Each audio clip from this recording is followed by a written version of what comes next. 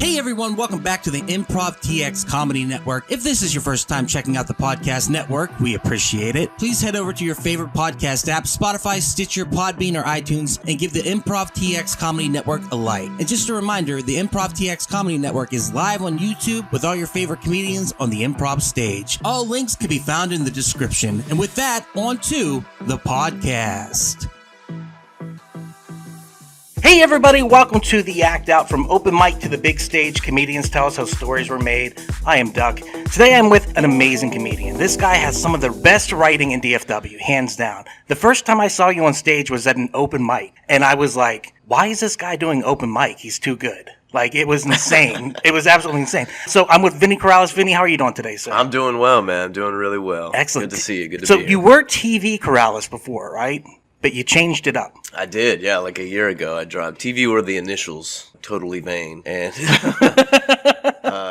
then I got into a bit of a spat with my father-in-law, who is a former ex-Panther. Although I don't think it ever leaves you. I think you're always... And he said that if he ever saw TV Corrales again, he was going to put a bullet in his head. Holy... So... Wow. From then on out, I was like, yeah, maybe we'll drop the name so it's harder to find. Wow, that is insane. First of all, I want to say thank you. TV Corrales no longer. Vinnie Corrales brought me a Smoothie King, so thank you so much for the Smoothie King. First time a guest has ever brought me something to drink, so this is awesome. Oh, those heathens. Oh, no, they were amazing. That's no way to treat you. So how long have you been in the comedy game now? Stand-up for 8 years, but I was doing improv, like improvising improv for like a year before I started. And so you count that in for the 9 years? I would. I don't. I mean, if somebody asked me how long I've been doing stand-up, usually I'd say 8 years. But that first year of doing improv, I think, was really, really helpful because it kind of helps give you a sense of stage presence and a sense of like just being comfortable on stage and just stage time, just doing like crazy kind of characters. I think it's harder for a stand-up to try to go into the improv world because you kind of already have an ego and a sense of who you are on stage. So you're less likely to maybe like take some risks that you otherwise would if it was the reverse, if you started improv and then like found stand-ups. So did they dovetail into each other? How did you end up finding the improv? Well, when I moved here to Dallas. I'm from like Houston area originally. And then I after college, I moved to Costa Rica for a year. And then I moved to Dallas for a girl. Ooh. And this girl won for my birthday. She we went through like improv classes at old Dallas Comedy House. Mm-hmm. Like before DCC, it was DCH. And then it was 2 locations before where they are now. It was really a lot of fun. Like I didn't really know much, but we were basically, the team that I kind of found through improv, we were doing like heralds. So, you were kind of writing, acting, and directing a 3-act play kind of on the spot. And the goal was kind of to like build these, 3 very distinct worlds or several distinct worlds. And then at the very end of the show, like right when everything's wrapping up at the last minute, you kind of make them seem like they were all like in the same universe the whole time when it's done right. But improv is only ever done like right, like 25% of the time, there's a lot of bad improv out there. But it was fun. I had fun with it. It was good. It was a good introduction to... So you had never had any ambitions of being a comedian before that or doing anything comedy-wise? No, I was a musician for a while. I moved here to Dallas as a musician initially, and then that's kind of that's where my focus was. I was just playing, and for like 10 years I was in kind of like a Texas blues band, like a psychedelic blues band for a while. Very nice. And then I moved up here, and then I was in this weird kind of Filipino kind of like vibe playing drums. That's where my focus was for a while. What all do you play? I know you play guitar because you play guitar in your special, which we should give a shout out to.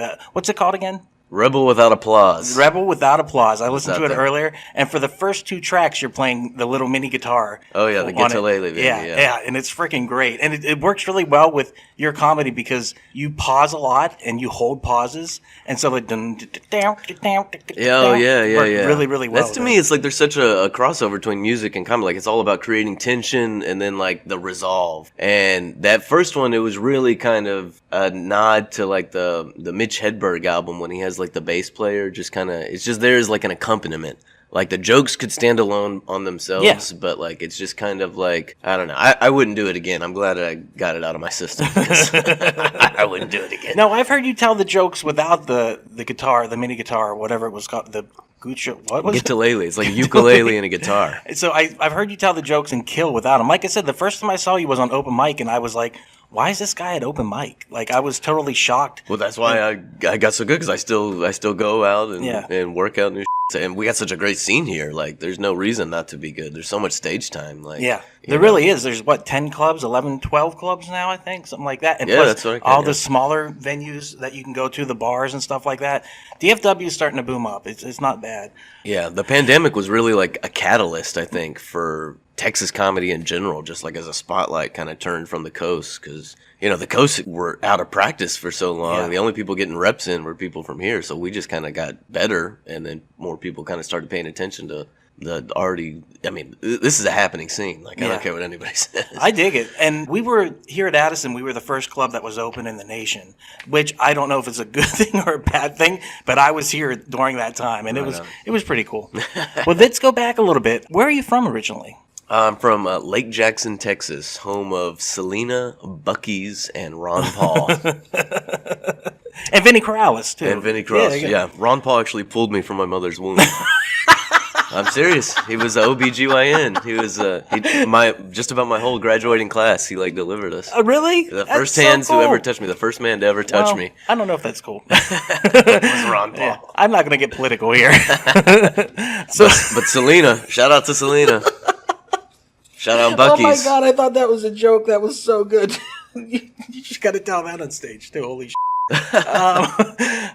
It's a little town then? Yeah, it's like southeast, it's like a beach town. It's it's small, but it's within proximity to Houston, so I was in Houston a lot. All right, cool. So what were you like as a kid? Were you the funny kid? Were you shy? Were you the smart kid? Because I could see you being valedictorian and all that. Oh, no. I don't think I'm that smart. I think I'm pretty clever. I know what it takes for people to think I'm smart, hence why I carry a Rubik's Cube around with me all the time. So I think that's clever to be able to build that reputation. But I'm not a very smart kid. I was really into motocross as a kid. That was my pursuit. I was into amateur motocross. So oh wow, we were racing all around the region, going to tracks and trying to get to that level where maybe I want to pursue it professionally. Maybe I'm fast enough. But, it's one thing to be fast enough, the fastest kid at your, local track or, in the state or the region. But when you're there with all the kids who are those kids everywhere else,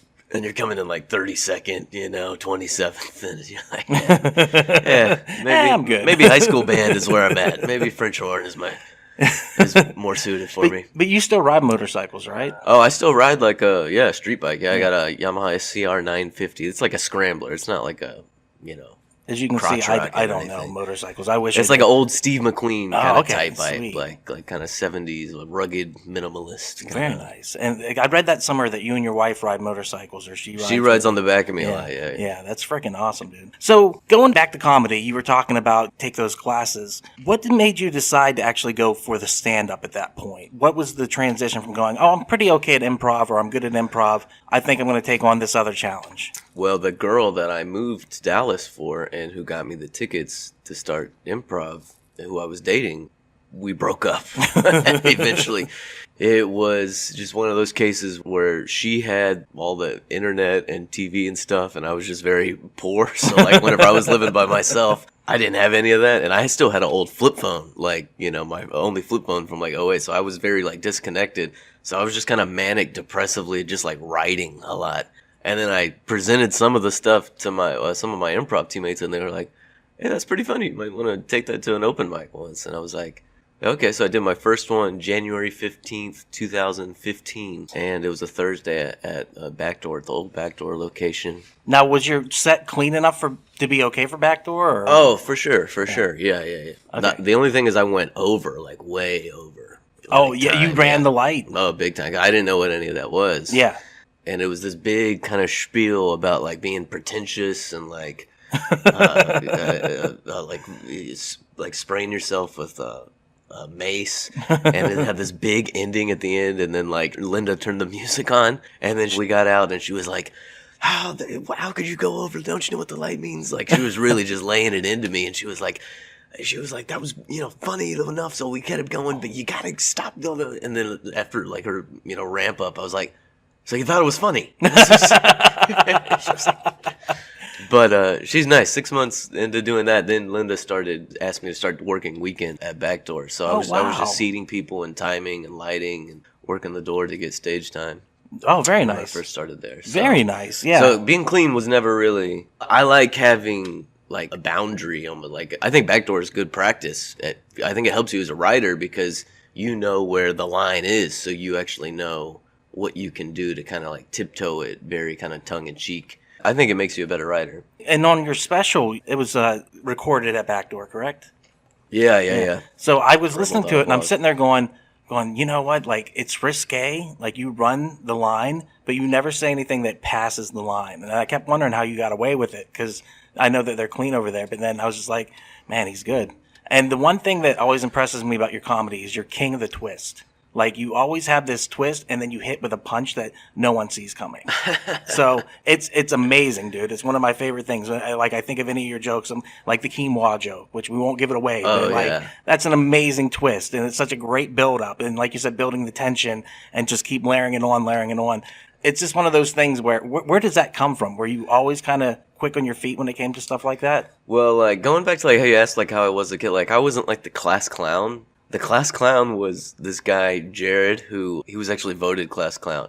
And his big thing was at, like, parties, he would teabag girls while they were, like, sitting on the couch. Oh, no. And people were like, classic Jared. Sexual assault. That's our clown, baby.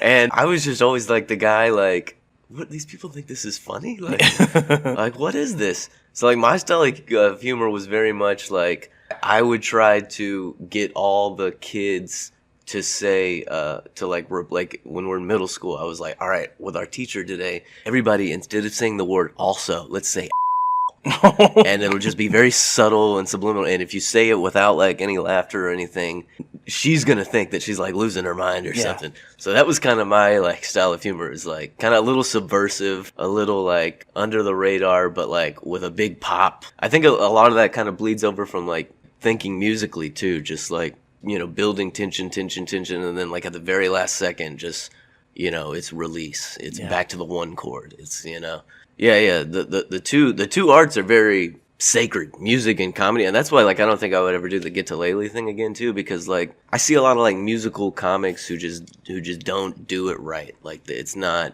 good comedy or good music, and I like treat both of those. I hold them both in really high esteem. So there's a lot of parallels. Yeah, I was even thinking about the parallels recently, like music and comedy. It's like thinking about my time as a musician. You know, you could really be like locked in or like just like grooving like on stage, and it's just undeniable, like, you know, but you'd like look up in the stage and there's like always people who are, you know, too cool for school to like show you that they're like feeling it. You know, they'll just like sit there like, you know, but like with comedy, you can't be too cool for school to like not laugh. Like, that's involuntary. So it's a little bit more rewarding, I think, pursuing comedy than pursuing music, at least at this stage in my life. Well, it's also a solo effort. I was in a band for many years. Oh, what'd you play? I played the drums, and so I was in a punk ska metal band. Hell yeah. And so back in like 2005, when it didn't exist and the genre didn't exist and whatever.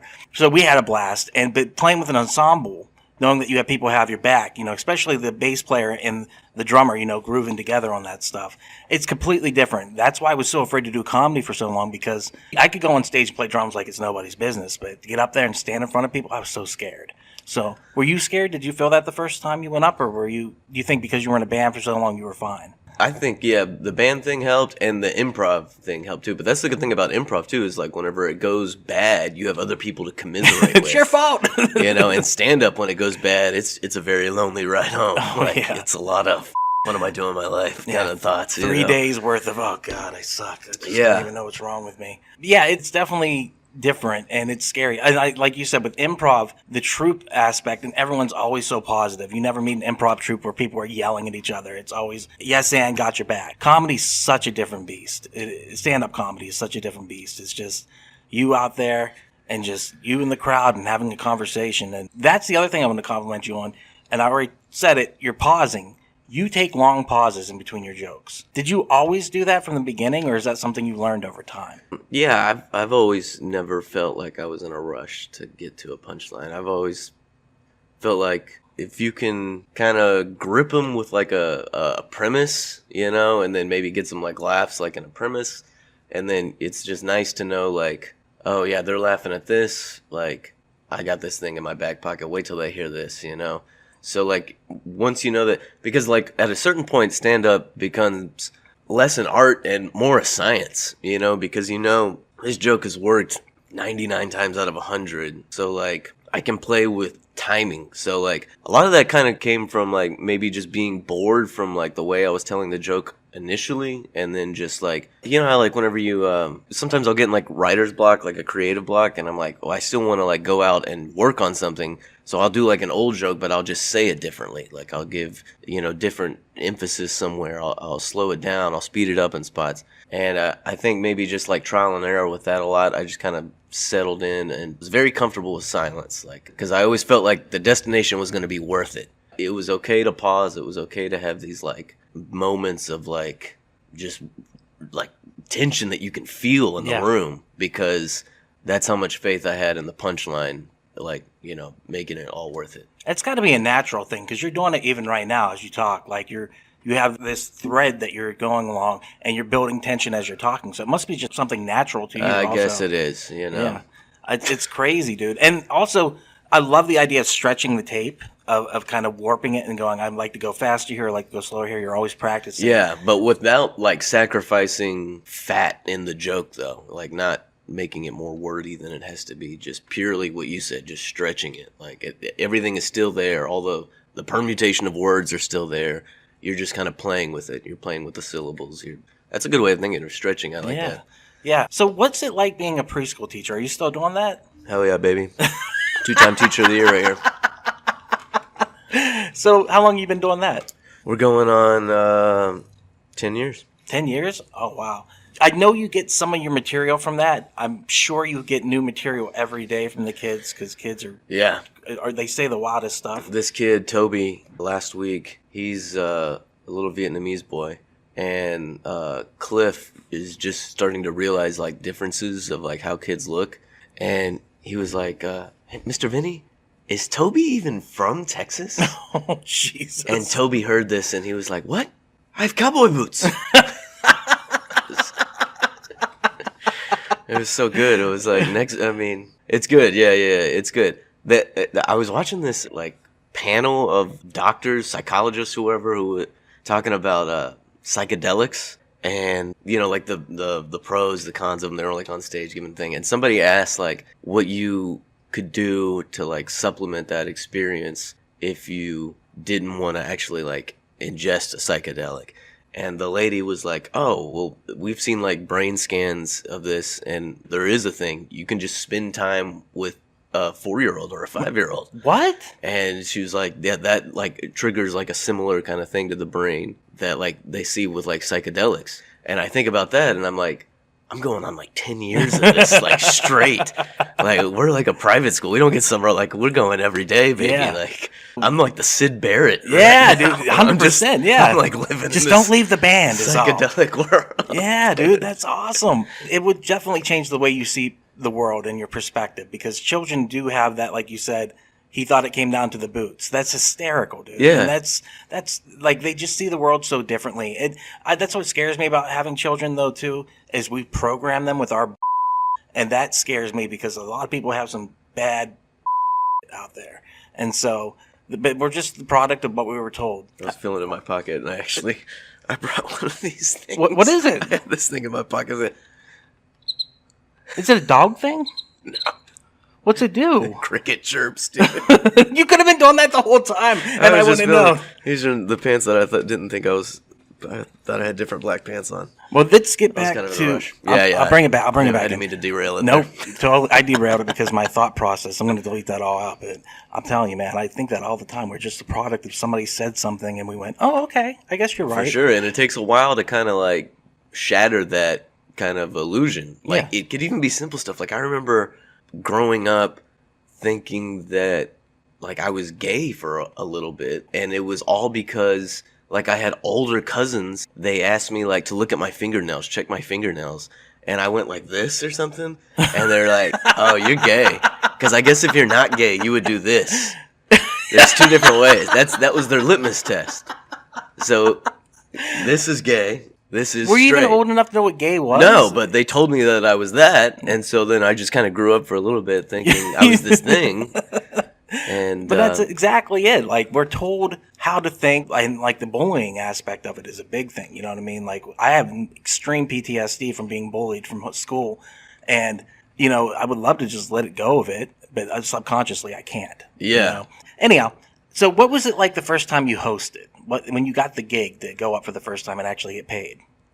Oh, it was like the first time you make money, like beating a drum. You're like, oh, I can get paid for this. I guess this is you know, gonna be a new pursuit. Like, but that was never really the goal. I mean, like, I would be doing it if I wasn't getting paid. So same thing with like music or something. So like once you realize you can make money doing these other not conventional 9 to 5, you know, kind of what you're taught, what you're told you should do things. At least for me, I just had that itch where it's like, I just want to just keep doing enough that I can avoid those conventional 9 to 5 things, you know, writing for my life because I'm scared of a day job. Yeah, no, is that They common? say, yeah, common. They say. I think I agree. I found a day job because I do this that I absolutely love. But like, this was luck. This was all luck. And Yeah. what I always say is luck is when hard work and timing finally meet. And it was just that. So Yeah. But this is like not conventional. This No. is not, I mean, like, look at what you're doing right now. Yeah. Like, yeah. So it's a good gig. it's a good gig. So going from hosting to featuring and then finally headlining, what was that like the first time you got that headlining gig? I think it's online, isn't it, on the YouTube? Is that the first headlining gig, or were you headlining? Here? Yeah. It is, yeah. Yeah. It did pretty well on YouTube. Oh, you did awesome. I got DeWood out here to film it, and Yeah. I think we're going to have him back for the one in March. Yeah, I mean, the most challenging part was trying to just pack the place out, just, you know, getting the word out and packing the place out. So, but, you know, people showed up, so we did a good job. I think we're going to have a pretty good show for the March one, but the feeling is, I don't know. I think if you're still writing and still putting in the work, you kind of always kind of feel like I don't feel any different now than I think I would feel, you know, 4 years ago. Just because I'm like, yeah, sure, I'll headline this show, but like the next week, like I won't even get my name called for like an open mic or something. So comedy's very humbling, you know. It's very as a way of like, you know, making you realize it's just such a good scene. It's just really a testament to the scene. There's just so many good, you know, people here that, you know, you're fortunate whenever you can, you know, find opportunities to do it. But my mindset hasn't really changed. The mindset is always just like be funny. It's just, you know, and so whenever I was trying to find other comics to do the show with too, I just look for other people that I also kind of see a similar like mindset. Mm-hmm. You know, they're doing it for the right reasons. Yeah, I think that just gets rewarded in the scene, and I think you know that's just another case of what happened in my circumstances too. Hey everyone, it's just Stuck jumping in to say thank you so much for checking out the podcast today. If you dig it, please head over to our website at improvtx.com, where you can check out our calendar for all the upcoming shows in Addison, Arlington, Houston, and San Antonio. And don't forget to follow our social media, all links in the description. And with that, back to the podcast. So what is your writing process like? Do you do longhand? Do you write in your head? Do you use a computer? No, I don't use a computer. I'll use the phone to like write down like a word or like a topic or something. Well, I start the mornings, and Seth actually told me about this. Like starting the mornings, like every day, the first thing you're doing is just like writing for like 20 minutes. It doesn't have to be material, doesn't have to be funny. Just like just sorting out your truths, you know. So I'll just start with that, and throughout the day, like just starting your day like that, it helps kind of wake up those parts of your brain that are like always like looking for things or trying to figure out how to articulate things or word things. I think it just activates that part of your brain a little bit better. So throughout the day, I'll you know write topics or something on my phone, but never like long form anything. Usually maybe a couple times a week I'll like find like a quiet place to go and sort through what I have, and then try to build like a little set list. And if I need like little notes of like, you know, where's a punchline that I wanted to go with that topic, like I'll write that or something. But yeah, for the most part, it's just like accumulate, go back, filter out, sort, see what could fit into the already existing set. Maybe I've got like a new tech. And that's the thing too. I tell like any other comic who asks me like for tips or something, I say you just got to write down everything, because you never know when, 5 years from now you have like a new experience and all of a sudden something you wrote 5 years ago, it like makes sense all of a sudden, like you have a new joke for something, you're like scrolling and then, oh yeah, I remember writing that down. I remember the headspace I was at. Oh, that can fit perfectly with this thing I had. But like you would never have known it if you didn't even write it. So even if it seems like it's nothing at the time or it's going to go nowhere, you clearly thought about it enough to where it jogged your brain and it woke you up somehow. So the least you could do is like write it down and then come back to it if you have like a new kind of perspective or new experience, But Right. But it starts with just writing everything down. So then I just do that and then go back, filter, see what works, see what I can try out at a mic, see what I can try out at a weekend show. And then just over and over, it's Sisyphus, baby, pushing up the rock, pushing the rock up the mountain. That's what comedy is, no doubt. It's endless. I always like to ask if you have any advice for up-and-coming comedians, people like me. I've only been doing it a year, you know what I mean? What would you tell them to do, to get better? That thing right there. And just when you're like in the scene, don't be needy, don't be boring. Somebody told me that like a really long time ago, and it always kind of stuck with me. So what exactly does that mean? Don't just be like lurking like around. Also thinking about like even like open mics almost like as interviews, especially like in your first year or so. So like I was, constantly going out there because I think I understood early on that you're going to get most of your work from other comics.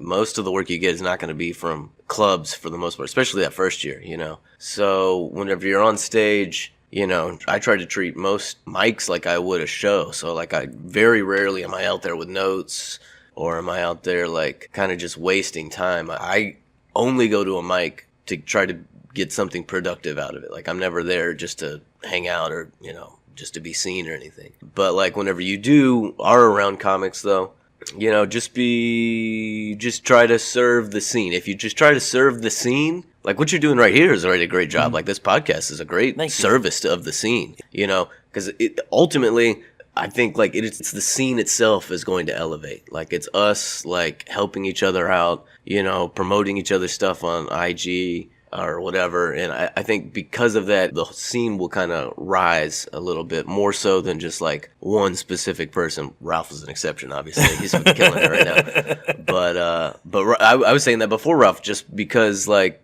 but he's an example of it. He's a byproduct of a great existing scene here, where everybody is kind of, if you're in it for the right reasons and the right intentions, people are recognize that. And if it doesn't come off like needy, it comes off like you're doing it for the scene, in service of the scene, rather than in service of yourself. Then you're gonna work your way up the totem pole in the ranks a little quicker. Yeah, that makes total sense. And thank you for the compliment. I appreciate it. Oh yeah, for sure. I gotta ask this because I love this question.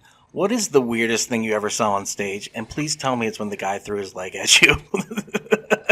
Oh, wasn't that awesome? Were you here for that day? I was not here for that, and I think I heard about it afterwards, but that's hysterical. What exactly happened? Yeah, I was standing right here, and the guy was right there in the front row, and he was wearing shorts, right? And listen, if you have a fake leg, you could wear pants, and nobody would have to know, right? So he wore shorts, like he wanted people to see his leg. And I just took notice of it. Nobody had mentioned it so far, like going up. And it was the first thing I saw. And, I was going back and forth with him. And, it may have gotten a little immature at times. I may have called him a pirate, maybe once or twice. But it seemed like we were having a good time. But before I knew it, he like had detached it and threw it up on stage. And then I'm sitting there, I'm like holding this leg, like how can I turn this into comedy somehow? And I give the leg back to him. He was there with his wife, right?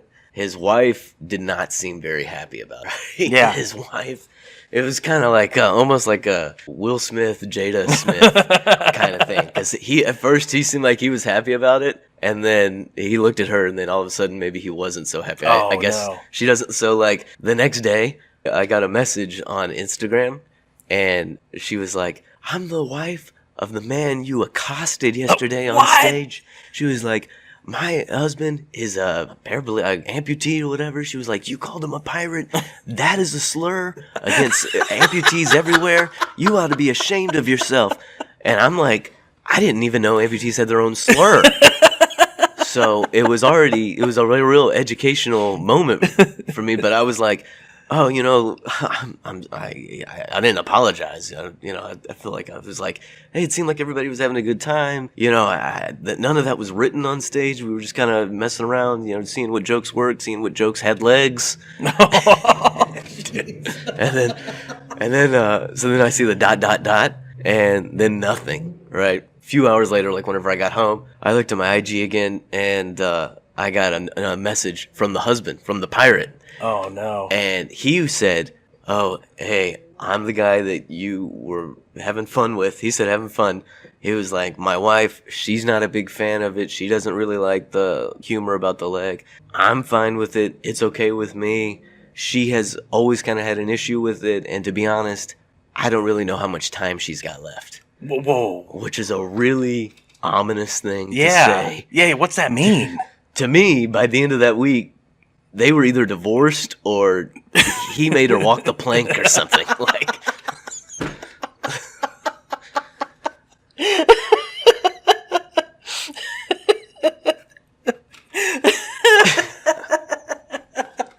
I did not see it coming. From a mile away, I would not have seen that. Oh, that was awesome. Is that one of your bits, or is that? that was the only time I've ever written on stage. I've done it twice. Once I did it a couple weeks ago with this new bit about chess. That's actually really killing. But I've only done it twice, where I've like had an idea and like went up on stage with like nothing. It's just, the week after it happened, I said that here. It's awesome. And I was just recounting it. I was just saying, what happened. And yeah, that was. But that was when it was kind of the first, like, oh, maybe I can tell stories. Maybe I can drift into that world. Because to me, I'm a very, like, set-up punch guy. And stories just kind of, first of all, it's kind of like, I don't know. It's hard to practice them around here, for one, So when you get in there, you're just trying to work on, like, jokes, like when you get to a mic, because you only have so much time, Right. Unless the story is, like, foolproof right from the get-go. Like, it's kind of hard to practice them. But that's definitely a territory, like, I'm trying to, like, weave in. So, like, for the next and friends that I do here, that I think you need to tell that. A couple of more stories. Yeah, no, I think that's great, dude. That is awesome. You have a Mandarin there? Yeah, I got one for you too. Oh, it's all right. I'm good. I mean, you keep offering me stuff. Do you have an extra Rubik's cube? No, no, man. Just gonna take advantage of the situation. So, what is it with the Rubik's cube? And all your pictures, you're holding the Rubik's cube. So, the Rubik's cube, what is with that? I carry this thing with me just at all times. This is a 5x5x5 Rubik's cube. I got into it pretty late in life. I would just carry them with me and like work on them, and then I started with the 3x3x3, right, the normal one, and then kept working my way up. And then you can get to I've done a 9x9x9, which took me like an hour and a half to do. So usually I just stick around like the 5 or the 6s. Oh wow! This particular cube literally saved my life in a gunfight. So I always kind of just have this on me. And you tell that joke, I think, on the YouTube, right? Yeah, it's on the evening at the improv. Yeah, it's really, really funny. So go watch that video. It's about a half hour long. It's worth all your time because you're going to be laughing the whole way through. But yeah, that's the specific one that saved you in the gunfight. Yeah, and it's... so it's like a good luck charm. It's that. It is very much that. I don't know. It's a good conversation starter. Oh, yeah. I used to get girls' numbers at restaurants. With it. So Did you say restaurants? Yeah, like an Ojos Locos, like your Twin Peaks, your Hooters. So you would take in the Rubik's Cube and they would be like, so what's up with that? After like a mic or a show or something, I'd go in there, like working on like jokes, like got the whole tortured artist shtick, at the bar or whatever. been at a titty bar almost. Yeah, kind of. But these girls aren't smart enough to go like be strippers, so they're already like in my wheelhouse, right? I told you I'm not smart, I'm clever, so I know how to play the game. And so I'd go and, they'd ask like what I was working on, and I'd always be like, oh, suicide letter or something, And if that wouldn't scare them away, they would be into the cube. They'd be like, hey, what's up with that? I'd be like, oh, she was like, you can solve that?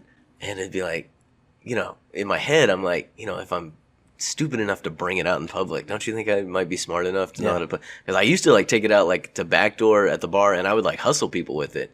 Backdoor used to be at the hotel at the DoubleTree, so it was a lot kind of fancier clientele there at the bar. Dude, I would go in there, I'd win like $200. Oh, like, wow. just hustling people with the Rubik's Cube, like these fucking old, like drunk. So what, you would have them mix idiots. it up and then you would I would sell let it? them mix it up, and they would do, oh, you think you can get it under 10 minutes? And I'm like, I can get this in like 6 minutes. Oh, wow. Yeah. You can tell that by looking at it? You can say Oh, like... yeah, for sure. Oh, you want to just scramble Oh, no, dude. it up for me?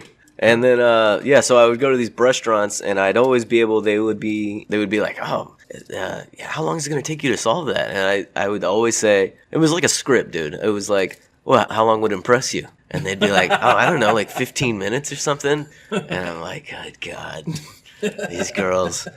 And so I'd always be able to wager it to be like, all right, if I get that done within 15 minutes, you'll get my next beer. Right? Very nice. So then I would get to the move or whatever, and I'm like 2 moves away. And at that point, I kind of really don't even have to like look at it because I know exactly like what I'm doing. And she would be over, and I'd be like, hey, how about instead of that beer, I get your number instead? And it would be complete, right? And they would just be looking at it like, Yeah. yeah. Dude, that had like a 98% success Wow. rate. It only ever failed once. Now, be honest. Did you get laid from the Rubik's? Oh, Cube? yeah, for sure, dude. Oh, damn. For sure.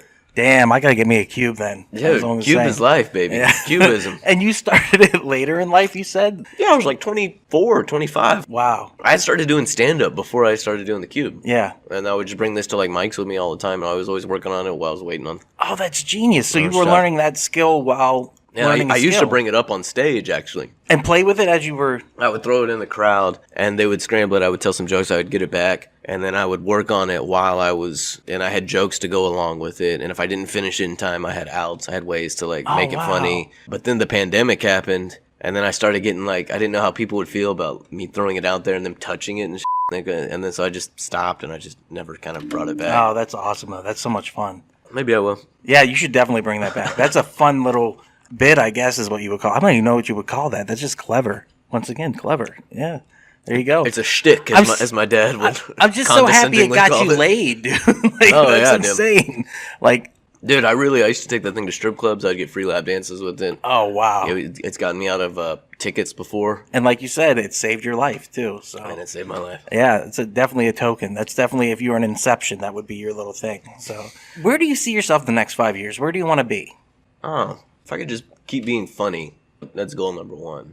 But like professionally, if I could just, I don't know, if I could, 5 years from now, I think I should be on the road more. Like, you know, I finally got my EPK. I got this good tape of my last and friends. So now I'm like sending that out to like places. So we're starting to like spread a little bit more, you know. So I'm just hoping that I can, you know, just make as many people laugh as possible. Really, that's the goal. That's always been the goal. You made me laugh today, so I've had a great time. Is there anything else you want to talk about? I think that was a pretty good conversation. Yeah, Palestine is. No, we're not going there. All right, we got to promote the show, of course. It's going to be Thursday, March 2nd at 7:30. So Vinnie Corrales and friends. We got Ryan Perrio, Kirsty Hayden, Des O'Neill, Brian Kim, and Jordan J on the show with you. So Those are some heavy hitters, baby. yeah, that's an awesome show. That's an awesome lineup. You're going to have a freaking blast. Hell yeah. Dez was funniest comic in Texas at one point. Jordan J just won the funniest comic in Dallas thing. Yeah. Perrio just put out an album. Yep, crock pots are awesome. Yeah, Kirsty is like doing like theaters sometimes, like with I've seen her with like Steve Trevino and Brian Kim, the young buck. Yeah, Always makes me laugh, dude. every time. Always makes me And similar laugh. to you, he has long pauses, and so he goes up there and just his awkwardness and his twitch will make Yeah. you laugh like every time. Yeah, So- I like people who's like very low effort to get the maximum low input for maximum output. Oh, it you know, works. how little can you do to get the biggest reaction? It's about efficiency, really. Yeah, it's scientific, like you said earlier. It's almost like it's down to a science. Well, with that said, thank you so much for being on. I appreciate it, Vinny. And for everyone listening, please support local comedy in any way, shape, or form that you can. With that said, we will see you on the next one. Rubik's Cube. Hell yeah, dude. And there it is. Hey, everyone. Thank you so much for listening to the podcast today. If you enjoyed it, please head over to improvtx.com to check out all our upcoming shows at the Addison, Arlington, Houston, and San Antonio clubs. If you like this podcast, you might enjoy the other podcasts on the Improv TX Comedy Network. We have The Act Out. From open mics to the big stage, comedians tell us the story they've made, where I talk to comedians from all over and chat about their journey this far. Also, check out the Black Dog Retro Arcade podcast, straight straight from the arcade, we talk about how our favorite games were made. That's right, we're talking all that video game goodness. And finally, we have Quacking Up, a storytelling podcast where we pick suggestions from a hat and tell stories based upon them. Once again, thank you so much for listening. Please check out our social media, all links in the description. And with that, we'll see you on the next one.